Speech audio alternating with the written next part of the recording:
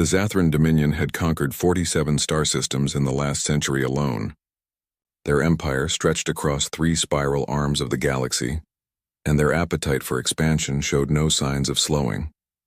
When their scout ships detected the Sol system, the military analysts celebrated. Here was a civilization still broadcasting primitive radio signals, still using chemical rockets to reach their own moon, still burning fossil fuels on their homeworld. The humans would fall in days, perhaps hours.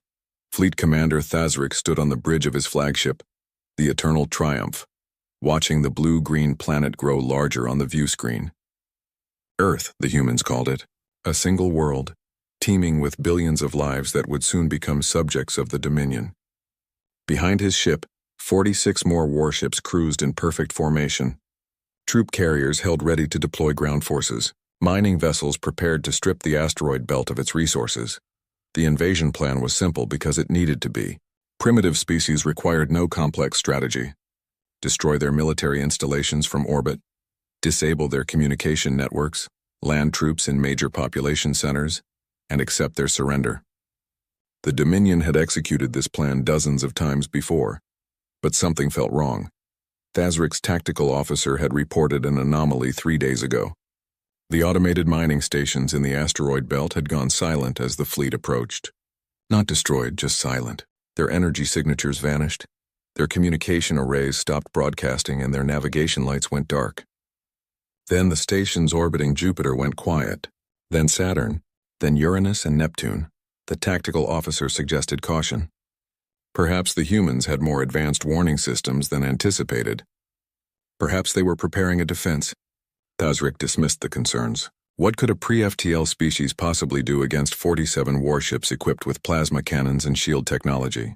The stations probably shut down automatically when they detected the fleet, a failsafe programmed by frightened primitives who knew they couldn't fight. The fleet established orbit around Mars without incident.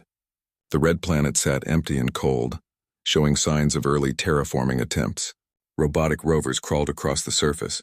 A small research station sat abandoned in the southern hemisphere. The humans had barely begun to colonize their own solar system. They were infants playing at spaceflight. Thazrik opened a channel to all ships. Begin orbital bombardment preparations. Target their military bases first, then their communication hubs. Leave the population centers intact. We need workers for the mining operations. His crew moved efficiently, targeting solutions appearing on tactical displays. Weapons powered up, humming with lethal energy. In minutes, they would rain fire on the unsuspecting planet below. Then a transmission cut through every channel on the fleet's communication array. A human voice speaking perfect Zathran, calm and measured. You have entered restricted space. Withdraw immediately. Laughter erupted across the bridge. Restricted space? These primitives thought they could restrict anything. Thazrik gestured for his communication officer to respond. This system now belongs to the Zathran Dominion. Prepare for immediate surrender or face total annihilation. Silence followed. Long, empty silence, Thazrik frowned. He had expected pleading, negotiations, desperate offers of tribute. Instead, nothing. He checked his displays. All systems showed green. Weapons ready, shields at maximum. Engines holding position perfectly. Communications send another message. Tell them they have 1 hour to respond with unconditional surrender. The communications officer tried, then tried again, then looked up with confusion in his multifaceted eyes. Commander, our transmitters are functioning, but the signal isn't leaving the ship. What do you mean it isn't leaving the ship? I mean the signal generates, travels to our transmission arrays, and then stops. It's as if space itself is refusing to carry it. Thazrik's scales prickled with unease. That was impossible. Space didn't refuse anything. Space was empty. A void. A medium through which all signals traveled. Run a diagnostic. It's probably just a malfunction. While the communications team worked, Thazrik studied the planet below. Cities glittered on the night side. So many lights, so much energy being wasted on illumination. He could see the orbital satellites, hundreds of them. Tiny primitive things compared to Dominion technology. None of them moved. None of them seemed to react to the massive fleet overhead. Why weren't the humans panicking? Commander, weapons have lost target lock. Thazrik spun to face his tactical officer. What? All targeting systems show errors. Not malfunctions, just errors. The systems are working perfectly, but they report being unable to establish firing solutions. A chill ran through Thazrik's body. Manual targeting. Use visual references if you have to. The tactical officer's claws clicked across his console, then stopped, then tried again. Commander, manual systems also show errors. Before Thazrik could respond, the lights went out. Not just on the bridge, but everywhere.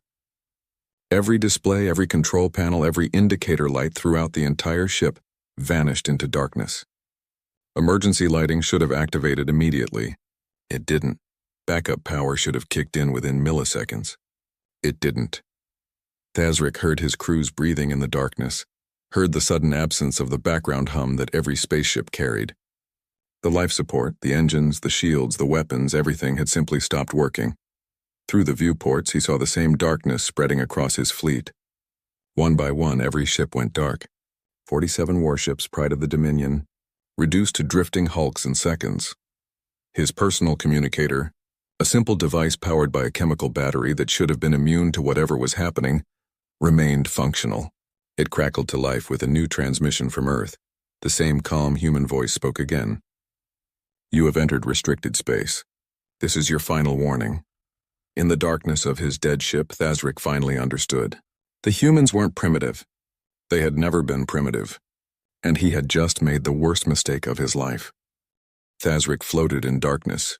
Without power, the artificial gravity had failed, leaving him and his crew suspended in the black void of their own ship.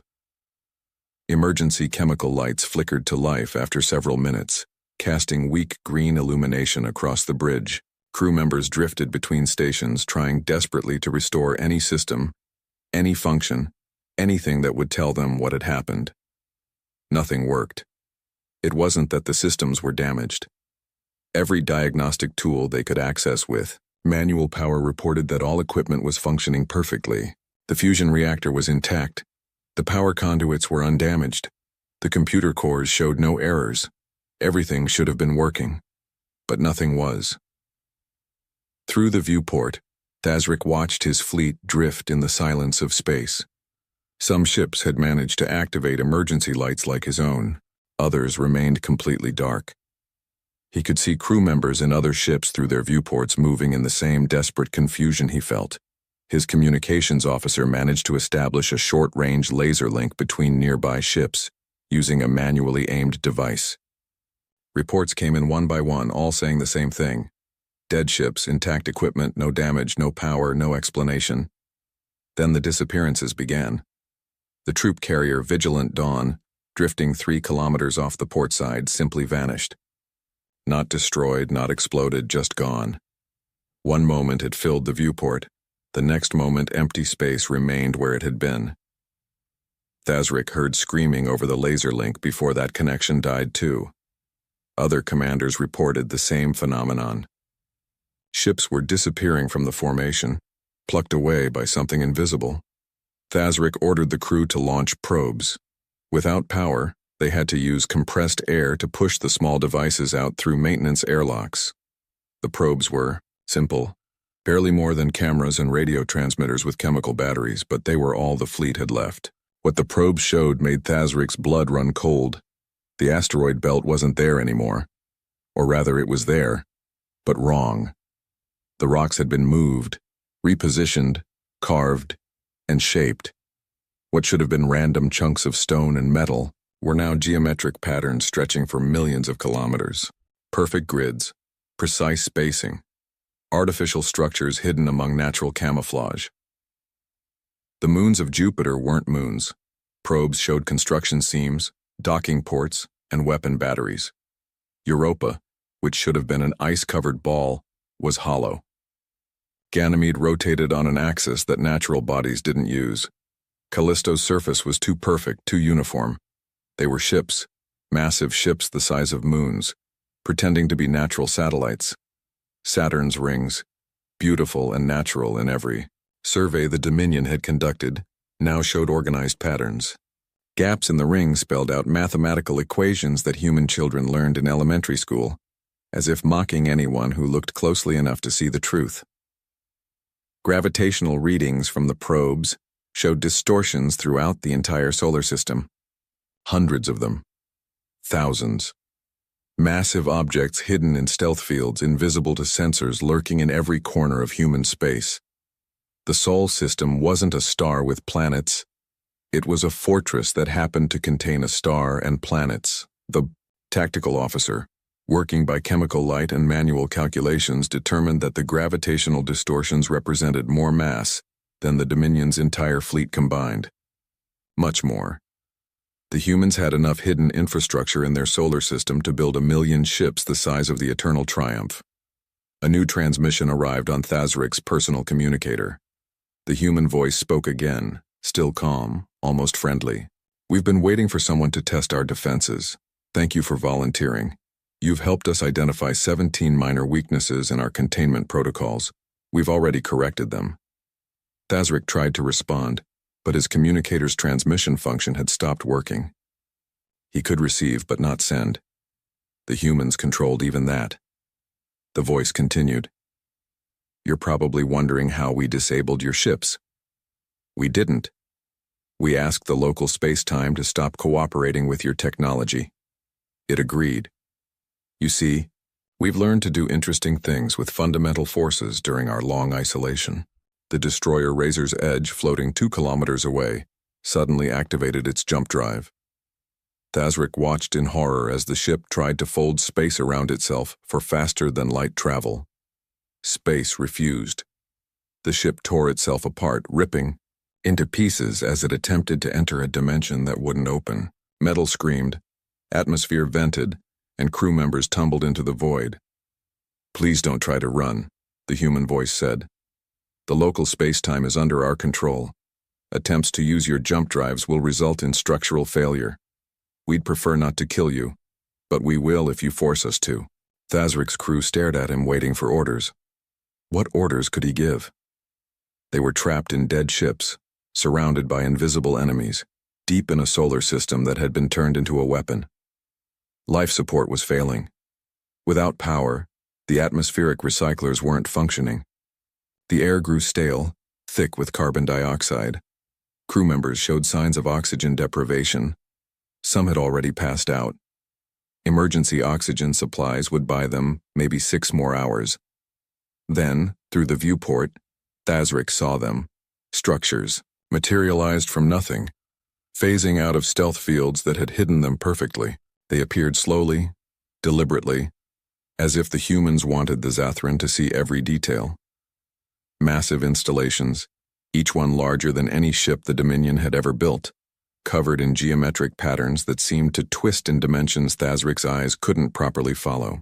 They looked ancient and impossibly advanced at the same time, like artifacts from a civilization millions of years old. But they weren't ancient. They were human. And every single installation bristled with weapons. Thousands of weapon emplacements, all aimed at the drifting Zathran fleet, all powered and ready. The human voice spoke one more time. "Commander Thazrik of the Eternal Triumph, we're going to restore minimal life support to your ships. You'll have air and water, nothing more. A diplomatic vessel will arrive in 6 hours to discuss terms. I suggest you use that time to think carefully about what you're going to say to them. Welcome to Sol System, Commander. We hope you enjoy your stay." Power flickered back to life throughout the ship, but only to life support systems. Atmospheric recyclers hummed back online. Gravity returned at minimal levels, but weapons, engines, communications, and everything else remained dark and dead. Thazrik collapsed into his command chair, staring at the Earth on the view screen. That beautiful blue planet, so peaceful and inviting, had just revealed itself as the heart of something terrifying. The humans hadn't fought them. They had simply turned off the Zathran's ability to fight, like an adult taking a weapon from a child. For the first time in his military career, spanning 40 years and dozens of campaigns, Fleet Commander Thazrik felt genuine fear. The Dominion's Supreme Council received the distress signals 3 days after the fleet went dark. Military analysts studied the garbled transmissions and declared them impossible. The Zathran fleet was the finest military force in that sector, equipped with weapons that could crack planets and shields that could withstand sustained bombardment. A primitive species using chemical rockets couldn't have defeated them, But the signals were real, and the fleet was silent. The Council dispatched Ambassador Kelthris on a diplomatic ship, flying under a white flag of peace and protected by every galactic convention of warfare. If the humans harmed a diplomatic vessel, every civilization in the galaxy would unite against them. It was an unbreakable rule, older than most spacefaring species. Kelthris approached the Sol system with extreme caution. Her ship's sensors detected the gravitational anomalies immediately, exactly as the probe data had shown. The asteroid belt pulsed with artificial gravity wells. The outer planet sat surrounded by structures that shouldn't exist. And everywhere, absolutely everywhere, her sensors screamed warnings about massive energy signatures that appeared and disappeared like ghosts. A transmission arrived before she entered Mars orbit.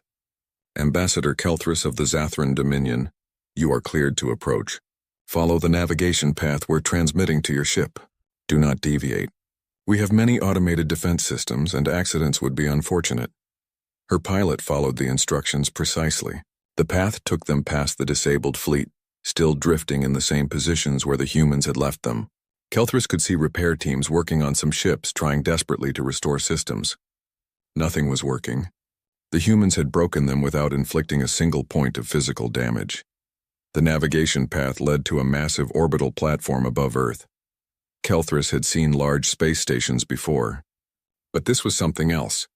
The structure stretched for hundreds of kilometers, dotted with docking bays, habitation rings, defensive emplacements, and facilities whose purposes she couldn't even guess. It looked like a small moon, but artificial and perfect. Inside the station, human guards escorted her to a conference room with windows overlooking the blue planet below. 3 humans sat waiting for her. 2 women and 1 man, all dressed in simple dark suits, all watching her with expressions that seemed friendly but calculated. The older woman spoke first. Ambassador Kelthris, I'm Secretary Chen. This is General Williams and Director Santos.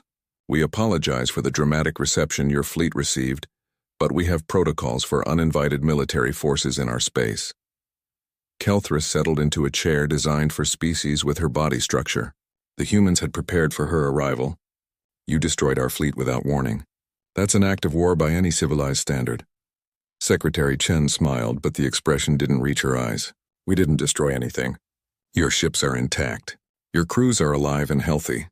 We simply demonstrated that we could stop you anytime we wished, and we gave Commander Thazric a warning before we acted. He ignored it. You cannot have the technology you displayed.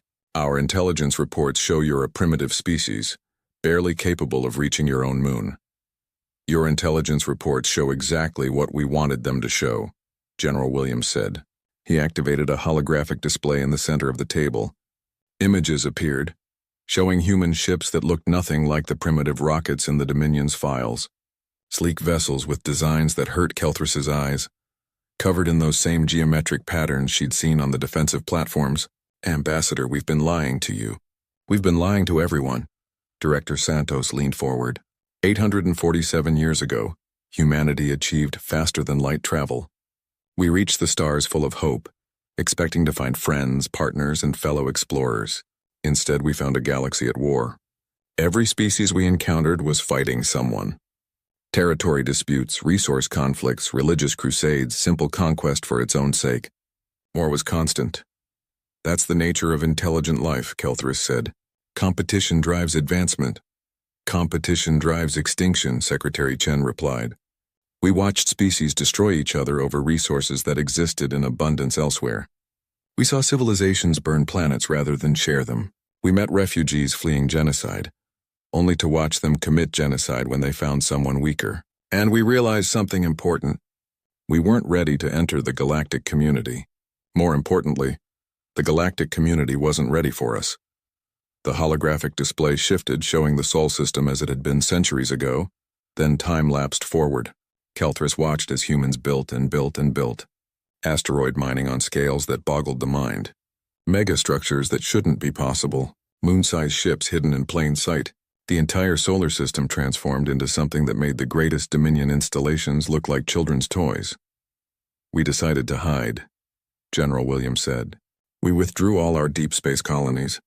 We recalled our exploration fleets. We maintained a few secret observation posts in other systems. But otherwise, we came home. And we built. For 8 centuries we've been building. Why? Kelthris asked. If you have this technology, this power, why hide? You could have conquered half the galaxy by now. Secretary Chen's expression turned sad. Because conquest is the problem, not the solution.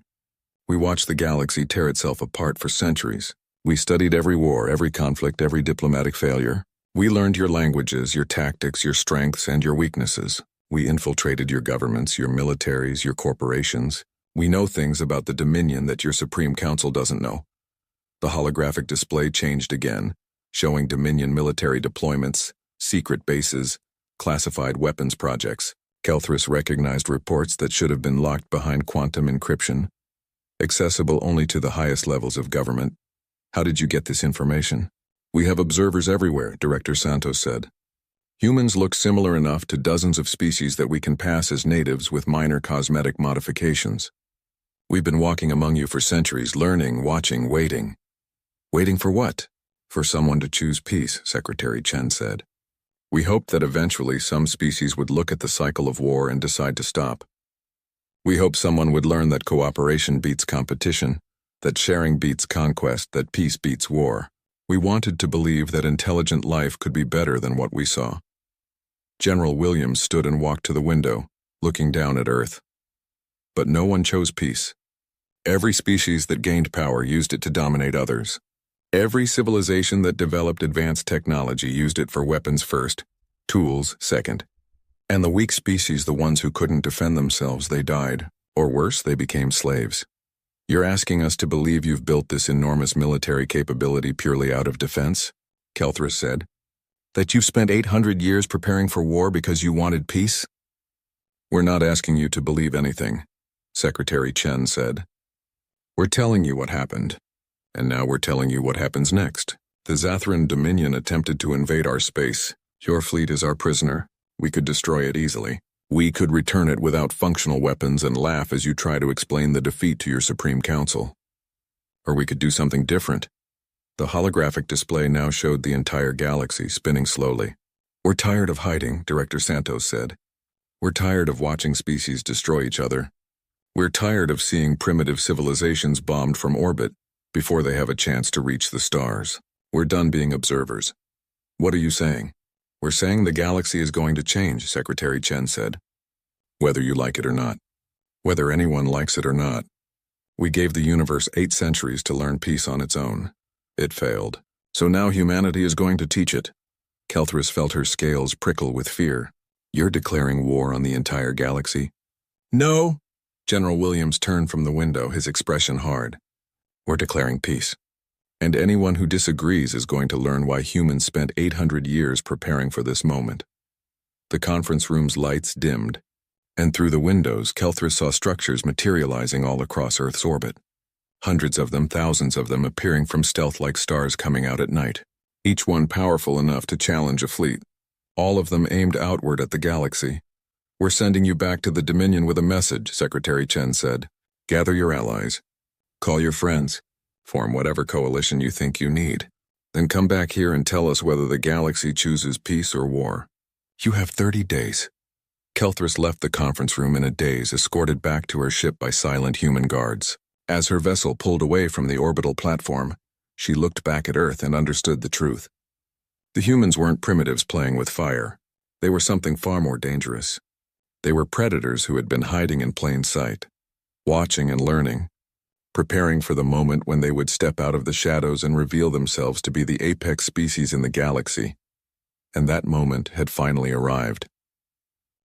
News of the Zathran defeat spread through the galaxy like fire through dry grass. At first, most civilizations dismissed it as propaganda or a negotiating tactic. The Dominion was powerful, yes, but not invincible. Surely they were exaggerating a minor setback to gain sympathy or support in some political maneuver. Then the humans started appearing.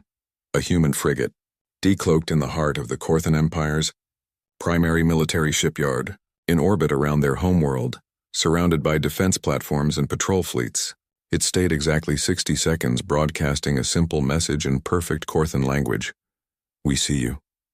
Then it vanished back into stealth, leaving the entire Korthan military scrambling to explain how a foreign vessel had penetrated their most secure facility without triggering a single alarm. A human diplomatic station materialized at the Galactic Senate, positioned perfectly in the center of the assembly hall.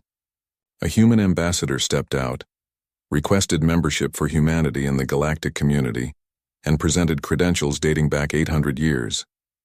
When the council laughed and denied the request, calling humans an unknown species with no verified history, the ambassador simply smiled. "We've been here all along. You just weren't looking carefully enough." The station vanished, taking the ambassador with it, leaving behind a holographic file containing surveillance footage from inside the Senate chambers, including private meetings that were supposed to be completely secure. Panic spread through civilized space faster than news had. If humans could go anywhere unseen, if they could penetrate any defense, enter any secure facility, access any classified information, then nowhere was safe. Intelligence agencies launched desperate investigations, trying to determine how many humans had infiltrated their governments. The investigations found evidence everywhere. Employees who had worked faithfully for decades suddenly revealed themselves as human observers before vanishing. Historical records showed humans present at major events throughout galactic history, standing in the background of photographs, mentioned briefly in footnotes, always there but never important enough to notice. The galaxy's major powers held an emergency summit. 7 civilizations sent their military leaders to a neutral station to discuss the human threat. The Zathran Dominion, humiliated by their defeat, argued for immediate military action. The Korthan Empire, still reeling from the shipyard incident, wanted a diplomatic solution. The Vrelian Compact suggested a trade embargo, cutting off any resources humans might need. Other species proposed everything from peace treaties to preemptive surrender.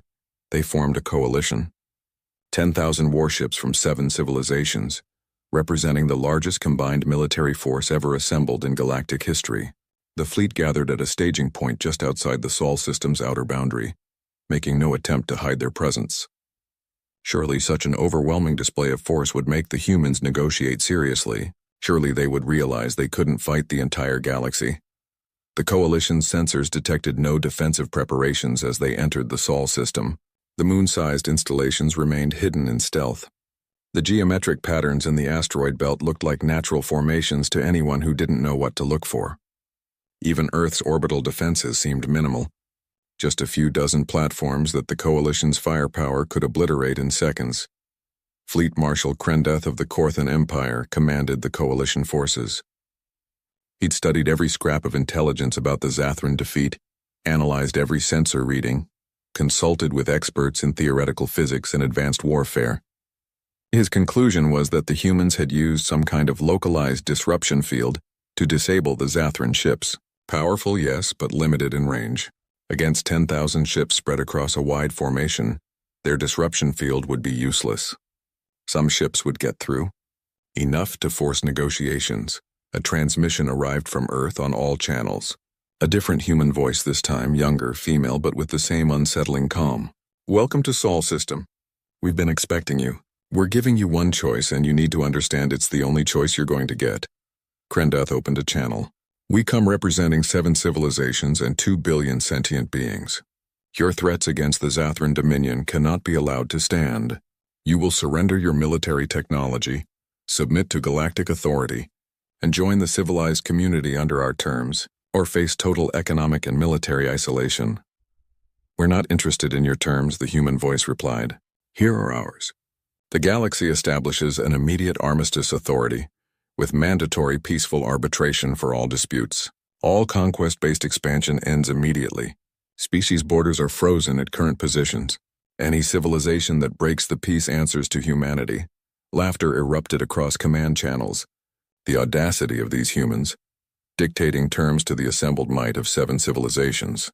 Krendeth felt his blood pressure rising. "You cannot seriously believe we'll accept ultimatums from a single system species. We have 10,000 warships. You have clever tricks and stealth technology. The numbers speak for themselves." "Numbers matter less than you think," the human replied. "You're right that we're a single system species. You're wrong about what that means. We're not weak because we stayed home. We stayed home because we were building something that takes time and resources. We turned our entire solar system into a weapon, and now we're going to show you why." The coalition fleet opened fire. 10,000 ships launched missiles, plasma bolts, kinetic projectiles, and exotic energy weapons at Earth and its orbital defenses. Enough firepower to sterilize a dozen planets, all focused on humanity's homeworld. Nothing reached the surface. Point defense systems activated from positions that hadn't existed a microsecond earlier. Laser grids materialized in the path of incoming projectiles, vaporizing them instantly. Missiles detonated harmlessly against shields that phased into existence exactly where they were needed, before disappearing again. Energy weapons dispersed against gravitational lenses that bent space itself, redirecting attacks back toward the empty void. Every single shot was intercepted. Every single weapon was neutralized, and the humans hadn't fired a single shot in return. Then Earth's moon split open, not destroyed, not exploded, but opened like a mechanical iris. The lunar surface, which had looked natural and ancient, revealed itself as a massive door. Inside, gleaming under artificial lights, sat thousands of human warships, each one larger than anything in the Coalition fleet, each one armed with weapons the Coalition could only guess at, each one ready to launch. They poured out of the moon like insects from a disturbed hive, taking up positions around the Coalition fleet in perfect military formation. Within minutes, 10,000 Coalition ships found themselves surrounded by 15,000 human vessels, all armed and ready but not firing. The human voice spoke again. "We could have destroyed you the moment you entered our system. We still can. Our weapons are better than yours. Our ships are faster. Our shields are stronger. We've had 800 years to prepare for this moment, while you've been fighting among yourselves. But we'd rather not kill you. We'd rather you made a different choice." Admiral Krendath stared at the tactical display in disbelief. His sensors couldn't get accurate readings on the human ships. The hull material seemed to absorb sensor beams. The power signatures fluctuated in patterns that made no sense, and the sheer size of the vessels dwarfed his own command ship, which was already considered one of the largest warships in the galaxy. "You've been hiding this fleet inside your moon?" he managed to ask. "This fleet and others," the human replied. "The moon is just one shipyard. We have others. Many others. Did you really think we spent 8 centuries building nothing but defensive platforms?" Krendath's communication panel lit up with priority transmissions from his fellow commanders. Reports were coming in from every Coalition homeworld. Human ships had appeared in orbit around every single planet represented in the Coalition fleet. Not attacking, just sitting there in perfect position to strike. A demonstration that humanity could reach any world in the galaxy whenever they wanted. The human voice continued. "Here's what happens now. You have 24 hours to decide. Accept our terms, establish a galactic armistice authority, and end the cycle of conquest that's been destroying civilizations for millennia. Or reject our terms and face the consequences. We won't negotiate. We won't compromise. We won't wait for you to build better weapons and try again. This is the moment where the galaxy chooses its future. You're demanding we surrender our sovereignty," Krendath said. "You're asking us to give up our right to expand, to compete, to pursue our own interests. We're asking you to stop killing each other over rocks and gas clouds," the human voice replied. "We're asking you to redirect your military budgets toward science, exploration, and development. We're asking you to build instead of destroy. And yes, we're using force to make you do it, because you've proven you won't do it voluntarily. This is tyranny." "Yes," the human said simply. "It is. We're the strong imposing our will on the weak. We're exactly what we hate about the rest of you. The difference is that we're imposing peace instead of war. We're protecting the defenseless instead of exploiting them. We're giving younger civilizations the chance to grow up without being conquered before they reach the stars. Is it tyranny? Absolutely. But it's the best kind of tyranny the galaxy has ever seen." The communication ended, leaving the Coalition fleet surrounded by human warships, all waiting silently for a response. Krendath looked at his tactical display, calculating odds, running scenarios, searching for any possible way to win a military confrontation. Every simulation ended the same way: total defeat. The humans had too many ships, too much firepower, too much technology that the Coalition didn't understand. But more importantly, the humans had already won. They had ships at every Coalition homeworld. They could strike anywhere, anytime. The fleet gathered here was meaningless. The real battle was already over, decided before it even began. The coalition had 24 hours to choose between peace and extinction. Krendoth suspected he already knew which option they would pick. Survival always won over pride. 23 hours and 47 minutes after the human ultimatum, the coalition transmitted their acceptance. Not because they wanted to, not because they believed in humanity's vision of peace, but because the alternative was extinction. Every military analyst, every strategic planner, every simulation program reached the same conclusion. Humanity could destroy any civilization in the galaxy, and there was nothing anyone could do to stop them. The Terran Concordat was established within a week. The agreement was simple and absolute. All member civilizations would submit their disputes to binding arbitration. All military expansion would cease immediately. All wars would end within 30 days with neutral human observers ensuring compliance. Species that were currently occupied would be freed. Refugees would be protected. Developing civilizations would be left alone to grow at their own pace. And if anyone broke the rules, humanity would respond.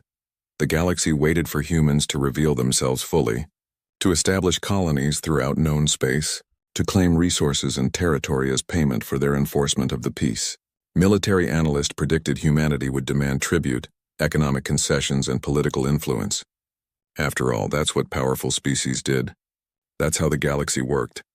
Instead, the humans mostly vanished again. Small diplomatic stations appeared at key locations, modest facilities that housed human observers and arbitration teams. But the vast military infrastructure that humanity had revealed remained hidden. The moon closed back up, looking natural and ancient once more. The thousands of human warships disappeared into stealth. The installations throughout the Sol system faded from sensors as if they had never existed. Only one thing changed. Humanity established the Terran Guard, a military force dedicated solely to enforcing the Concordat. Small patrol ships appeared periodically throughout the galaxy, checking compliance, investigating reports of violence, and serving as a reminder that humanity was always watching. The first test came quickly. The Vrelian Compact, humiliated by their forced participation in the Concordat, decided to test humanity's resolve. They launched a quiet invasion of a pre-FTL species called the Neth, a peaceful race just beginning to develop fusion technology. The Vrelian fleet approached the Neth homeworld in stealth, planning to establish occupation before humanity could respond. A single human ship appeared, decloaking directly above the Vrelian fleet. No warnings, no negotiations. The human vessel disabled every Vrelian warship, with the same weaponless technology they had used on the Zathran. Then it towed the entire invasion fleet back to Vrelian space, depositing them in orbit around the Compact's homeworld, like a parent returning a child's stolen toys. The transmission that followed was brief. "This is your only warning. Next time we will not be gentle." The Vrelian government protested, claiming the invasion had been unauthorized, a rogue military commander acting without approval. The humans didn't argue. They simply released surveillance footage showing the Vrelian High Council authorizing the invasion in a secret session. The council members who had voted for the invasion were quietly removed from power by their own people. No one wanted to be responsible for provoking humanity. Word of the incident spread quickly. Other species testing the limits of the Concordat reconsidered their plans. The message was clear. Humanity meant what they said, and they had the power to enforce their will anywhere in the galaxy. Within a generation, the galaxy transformed. Military budgets were slashed across every civilization, with resources redirected toward infrastructure, education, and research. Wars that had raged for centuries ended abruptly, replaced by arbitration hearings where humans listened impartially to both sides and issued binding decisions. Some species hated the system, claiming it robbed them of their warrior traditions and cultural identity. Others embraced it, grateful for the peace. The human question became the galaxy's greatest mystery. Who were these beings who commanded such power yet chose to remain hidden? Conspiracy theories flourished. Some believed humans were ancient machines, artificial intelligences left behind by a long-dead civilization. Others thought they were extra-dimensional beings, not truly from Earth at all, but using it as a base of operations. A few conspiracy theorists claimed humans didn't exist, that the ships and stations were automated systems controlled by some unknown force. Religious movements formed around humanity. Some species worshipped them as gods sent to bring order to chaos. Others vilified them as demons, enslaving the galaxy in chains of forced peace. Most species simply accepted them as a fact of existence like gravity or entropy.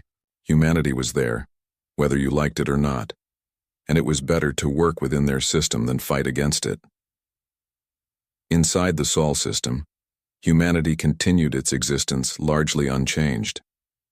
Children went to school, learning about the galaxy their ancestors had watched from afar.